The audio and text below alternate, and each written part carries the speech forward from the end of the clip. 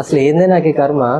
నువ్వు మాత్రం మంచిగా రీల్స్ చూసుకుంటావు, ఫోన్ మాట్లాడుకుంటావు, ఫోన్తో ఆడుకుంటావు, టీవీలు చూస్తావు, అన్నీ చేస్తావు. నాకు మాత్రం ఈ బట్టలు ఉతకాలి, బోలు తోమాలి, ఇల్లు కడగాలి, ఇల్లు ఉడవాలి. అసలు ఏందనుకుంటాను?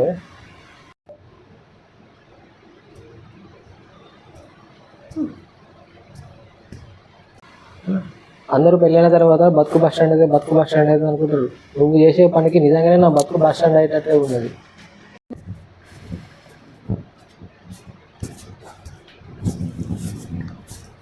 ఏమైంది? నేను నా నోరు మొత్తం పోయేటట్టు నేను అరుస్తుంటే నువ్వు మంచిగా ఇక్కడ కాలు మీద కాలు వేసుకొని రీల్స్ చూసుకుంటుంటావా? ఊర్రింది చాలే కానీ పోయి జ్యూస్ తీసుకురావా? రీల్స్ చూసి అలసిపోయినా.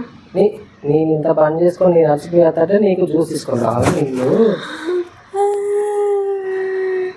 హలో పోలీస్ స్టేషన్, మా ఆయన మీద నన్ను టార్చర్ పెడతాండు, నన్ను కొడతాండు, నన్ను తిడతాండు, వరకట్నం కావాలంటాడు, అన్నీ కావాలనేసి అంటాడు. మా ఆయన మీద ఉన్న కేసులు అన్నీ పెట్టండి. నన్ను రోజుకు అత్త టార్చర్ పెడతాను, అందరు ఇంట్లో అందరు టార్చర్ పెడతారు సార్. ఒక్కసారి వచ్చి అరుసుకోరు సార్ మా ఆయన్ని. ఏంది?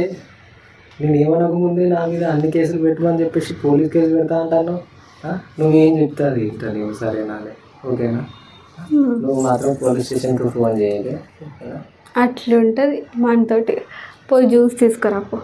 సరే చెప్తా.